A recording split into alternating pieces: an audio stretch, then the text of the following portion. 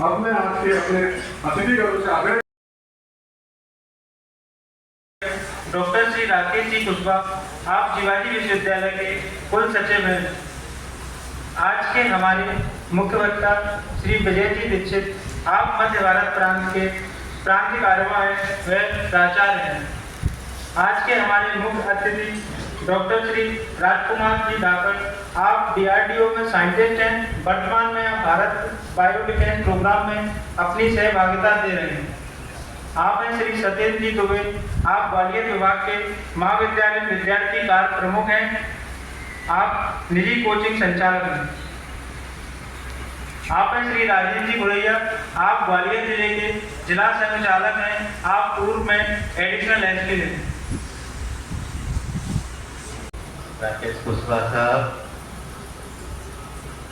Vijay ji Dixit, Shukla ji and Guraiya साहब।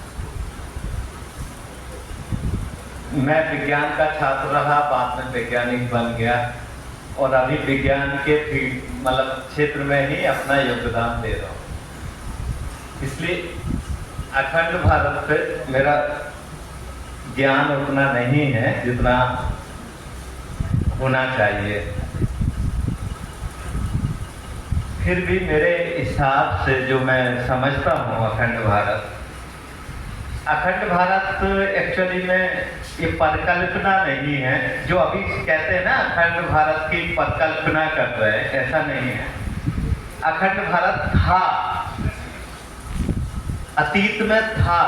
ऐसा पूरा बड़ा बृहद भारत जो था, Pakistan, Afghanistan, Myanmar, even Cambodia, Bharat जो अभी है, और भी कई क्षेत्र दुनिया के, वो पूरा राज्य जो है ना, पूरा क्षेत्र जो है अखंड भारत था। तो ये परिकल्पना नहीं है और ये हमारे संघ और हमारे पूर्वजों ने जो सोचा है कि हम पुनः उसको स्थापित करें,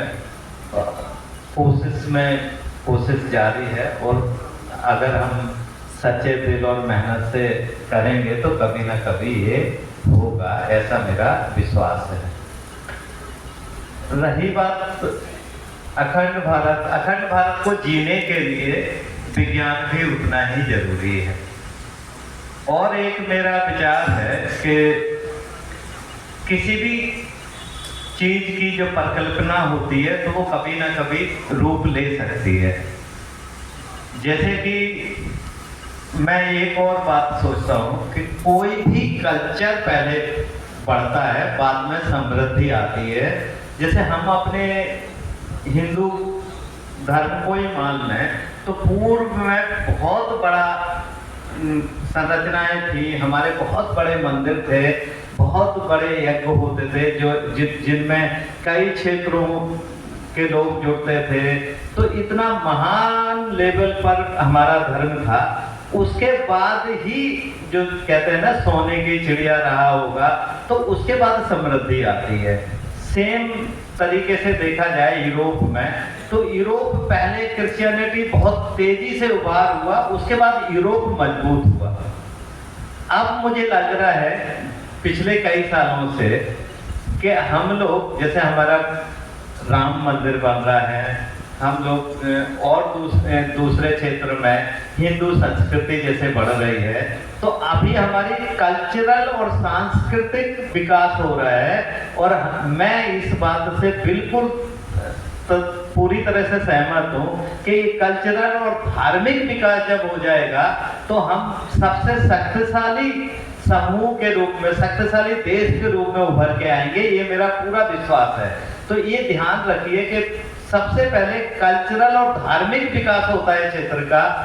जो धर्म और कल्चर जब अपना रूप ले लेते हैं, उसके बाद समृद्धि और सशक्तता हमें भी दिख रही है कि जब हमारा धार्मिक और सांस्कृतिक उदय हो रहा है, तो जब हम इसको आगे बढ़ेंगे, जब हम इसको जिएंगे अच्छे यौवन पर, तो हमें पूरा विश्वास है कि हमारा देश, हम एक बहुत सशक्त देश, समृद्ध देश के रूप में आगे आएंगे। ये पूरा विश्वास है, जिसकी अभी शुरुआत हो चुकी है। तो ये तो मेरा विश्वास है कि हम लोग समृद्ध, सशक्त और बृहद भारत के रूप में आएंगे, अखंड भारत के रूप में आएंगे, जब हम अभी कल्चरल, सामाजिक और धार्मिक जिस तरह से बढ़ोतरी हो रही है, ये इट विल फॉलो इट। सो ये तो मेरा अखंड भारत के बारे में विचार है कि ये जरूर होगा, और ये समृद्धि, सांस्कृतिक समृद्धि से जो बल की शक्ति आती है, ये पहले से 2-3 उदाहरण है। हमारे हिंदू धर्म का ही उदाहरण है, फिर क्रिश्चियनिटी का उदाहरण है। तो सबसे पहले संस्कृति, फिर समृद्धि और सशक्तता। तो हमारा भी ये होगा। अब हम समृद्ध संस्कृति के क्षेत्र में चल रहे हैं, आगे आगे रहा विज्ञान का, तो मुझे खुशी है, मैं इसी विश्वविद्यालय से मास्टर्स किया, बीएससी किया साइंस कॉलेज से। इसके बाद एम्स दिल्ली चला गया, कुछ वहाँ शोध किया कैंसर रिसर्च पे। उसके बाद डीआरडी में काम किया। डीआरडी आप लोगों को बहुत कम लोगों को पता होगा कि डीआरडी करता क्या है। डीआरडी रासायनिक एवं जैविक हथियारों के क्षेत्र में काम करता है। जैविक हथियार जो इस हथियार मीन्स ऐसा नहीं कि गोला और बारूद। जैविक हथियार मतलब बीमारी है, और रासायनिक हथियार मतलब गैस, केमिकल्स इस तरह के फैलाए। तो इनसे कैसे बचा जाए, इनको कैसे जल्दी से जल्दी जांचा जाए, जिससे अपने सैनिकों को बचाया जा सके कि ये वाला केमिकल है, ये वाला जैविक हथियार है, तो आप लोग उस तरह से प्रोटेक्शन लें। तो इस तरह का काम हमारा डीआरडी ग्वालियर करता है। इसके अलावा एक बहुत उपयोगी टेक्नोलॉजी हम लोगों ने डेवलप की है, जिसको हम इनोवेशन बोल सकते हैं। इनोवेशन समझते हैं कि रिसर्च उस पर हो चुकी है, उसको काम की चीज में उपयोग करना। जैसे बहुत अच्छा एग्जांपल है कि पहिए का हजारों साल से डिस्कवरी है, हजारों साल से उपयोग में आता है। जब इसको सूटकेस में लगा दिया तो हम 2 सूटकेस ऐसे कैरी करके चल जाते हैं। इसको इनोवेशन कहते हैं, बिल्कुल सिंपल बात है।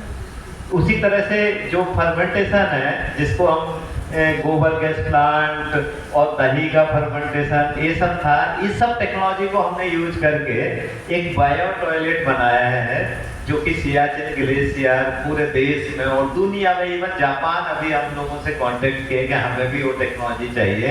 और रेलवे में जो बायो टॉयलेट लग रहा है, वो पुरानी विज्ञान को, जो हजारों साल से नॉन साइंस को, हमने उसको इनोवेशन के रूप में लाए और बायो टॉयलेट के रूप में रेलवे में आप देखते हैं हर टॉयलेट सिस्टम के नीचे, टॉयलेट के नीचे एक सिस्टम लगा हुआ है, वो हम लोग का पार्ट है। ये तो हमारा सामाजिक योगदान है। और कई सामाजिक योगदान है, जैसे कोविड के समय में हम लोग सबसे दूसरे लैब थे जो कि हम कोविड को डिटेक्ट कर रहे थे। प्लेग की महामारी के समय भी हमारी ग्वालियर की लेबोरेटरी ने योगदान दिया, और भोपाल गैस त्रासदी के समय उस गैस के डिटेक्शन और ये सब काम हम लोगों ने किया। तो सामाजिक योगदान डीआरडी का बहुत है, जिसे आप लोग शायद अवगत ना होंगे, क्योंकि इतनी चर्चा में नहीं रहती है लेबोरेटरी। रहा उत्थान की बात, तो हमारी लेबोरेटरी विश्व में रासायनिक हथियारों और जैविक हथियारों के टेस्ट करने में पहली लेबोरेटरी है, जिसको हर समय क्लास, जैसे परीक्षा में बच्चे डिस्टिंक्शन से पास होते हैं, उसी तरह से ये लेबोरेटरी कभी भी टेस्ट में फेल नहीं होती है। पिछले 25 सालों से केमिकल, रासायनिक एंड जैविक हथियारों के टेस्ट में हम लोग दुनिया के पहले नंबर में आते हैं। हर समय 20 साल से ये उपलब्धि डीआरडी को हासिल है। तो उसी तरह से हम लोग के कई प्रोडक्ट हैं। जैविक रासायनिक हथियारों के क्षेत्र में आर्मी की जितनी भी जरूरत है, उसकी 90% इन्वेंट्री, 90% इन्वेंट्री समझते हैं, 90% जो उपयोग की चीजें हैं आर्मी की, वो डीआरडी द्वारा उपलब्ध कराई जाती हैं। आपको ये जान के हैरानी होगी कि न्यूक्लियर सबमरीन में भी जो फिल्टर लगता है वो हमारी लेबोरेटरी के बनते हैं। एयरप्लेन में जो बायोलॉजिकल और केमिकल वारफेयर के फिल्टर लगते हैं वो भी हमारी लेबोरेटरी की उपलब्धि के बने हुए वो लगते हैं। सोल्जर जो रासायनिक एंड जैविक हथियारों के समय, लड़ाई के समय जो कपड़े पहनेंगे वो हम लोगों ने बनाए हैं। फिल्टर मास्क पहन के जो फायर फाइटर इवन जब केमिकल एजेंट्स में जब काम करते हैं वो डीआरडी का उपलब्धि है। और जब भी कभी भी कुछ प्रॉब्लम होती है, लास्ट टाइम जैसे कुछ पंजाब में कुछ इशू होता है तो हमारी लेबोरेटरी के साइंटिस्ट वहाँ विजिट करते हैं, उनको बताते हैं कि इस तरह से करना है। 26 जनवरी 15 अगस्त में कई बार मैं भी हिस्सा रहा हूँ। मुख्य प्रोटेक्शन जहाँ प्राइम मिनिस्टर के पीछे हम लोग के यंत्र रहते हैं जिसमें जैविक, रासायनिक और न्यूक्लियर वारफेयर को डिटेक्ट करने की क्षमता है। हमारी टीम रहती है, हम लोग 10-11 लोग रहते हैं हर समय, हर मौके पर। 26 जनवरी और 15 अगस्त इवन कुंभ के समय भी हम लोग के हजमत व्हीकल थे जहाँ हम लोग इस तरह की निगरानी रखे रहते हैं। जब जो कि एक्चुअली में हमारे जो एजेंट हैं वो ना दिखते हैं और ना उनका अनुभव होता है, ना उनका सूंघने से कुछ स्मेल आती है, उसको हम डिटेक्ट करते हैं और रहते हैं। ऐसी तरह से हम लोग भी छुपे रहते हैं उसके बीच में। कोविड के समय हम लोग थे, कुंभ मेला के समय हम लोग थे। हमारी टीम कंटिन्यूअस 1.5 महीने वहाँ थी। 8 लोग वहाँ थे, 4 बायोलॉजी के, 4 केमिस्ट्री के, हर समय रहते थे वहाँ, कभी किसी अनहोनी को अगर होती तो टालने के लिए। तो ये लेबोरेटरी का योगदान असंख्य है और इस लेबोरेटरी का सच्चे रूप में अखंड भारत टाइप का अनुभव है। ये तृतीय विश्व में सबसे इम्पोर्टेंट लेबोरेटरी है और हमारे जो योगदान को दुनिया और पूरा विश्व सराहता है। ये तो हम लोगों का काम है।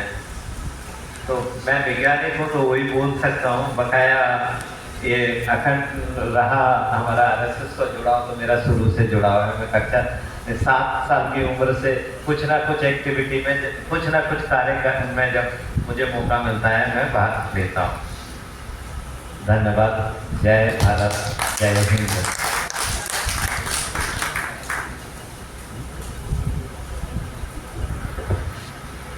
आदरणीय भाई साहब का हम सबको काफी अच्छा मार्गदर्शन मिला। कुछ परिचय और हैं हमारे। आप हैं श्री नरोत्तम जी निवासकर, आप ग्वालियर विभाग के विभाग कार्यवाह हैं, आप इंजीनियर हैं। आप हैं श्री मुनीन्द्र जी कुशवाहा, आप ग्वालियर विभाग के विभाग सह कार्यवाह हैं, आपका स्वयं का व्यवसाय है। आप हैं डॉक्टर श्री वीरेंद्र जी वर्मा, आप ग्वालियर विभाग के विभाग सह कार्यवाह हैं, आप JH में डॉक्टर हैं। आप हैं श्री अनिल जी शर्मा, आप ग्वालियर जिले के जिला सह कार्यवाह हैं, आपका स्वयं का व्यवसाय है।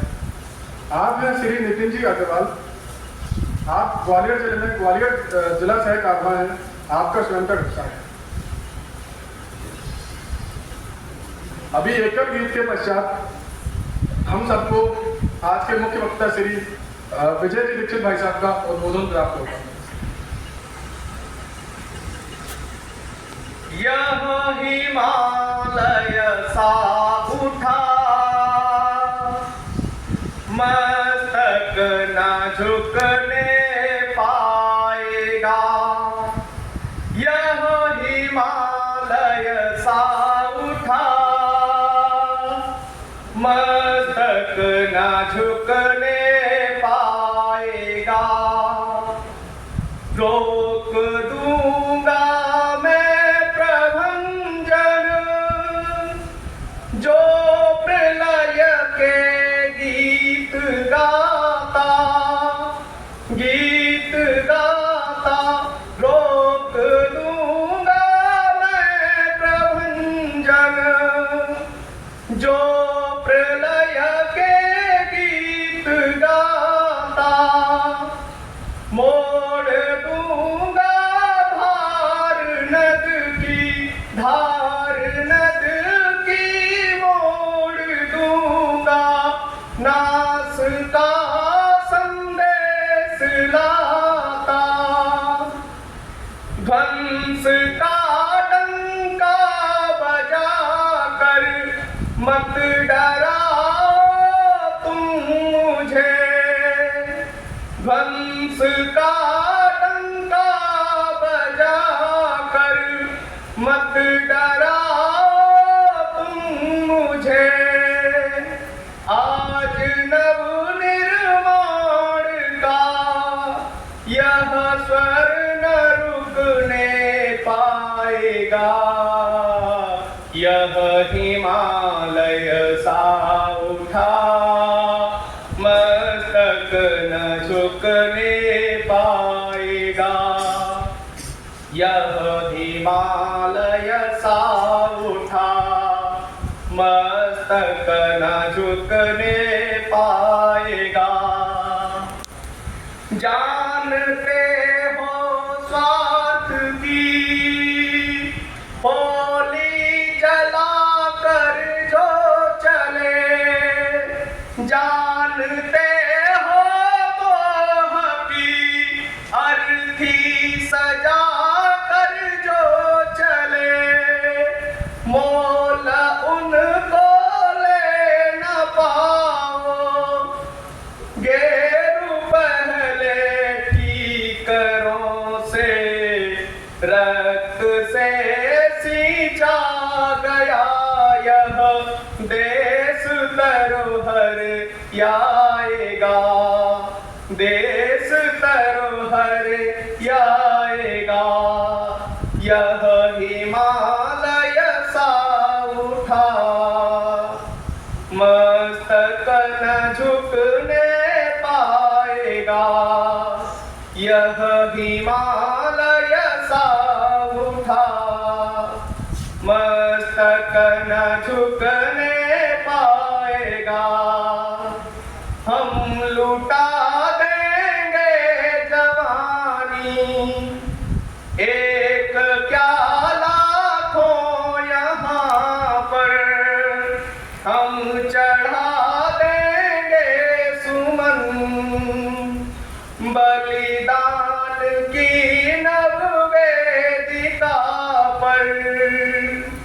जग उठेगी हड्डियां सोई पड़ी चित्तौड़ रज में, भारती के भाल पर फिर अरुण ध्वज लहराएगा, यह हिमालय सा उठा मस्तक न झुकने पाएगा, यह हिमालय सा उठा मस्तक न झुकने पाएगा, मस्तक न झुकने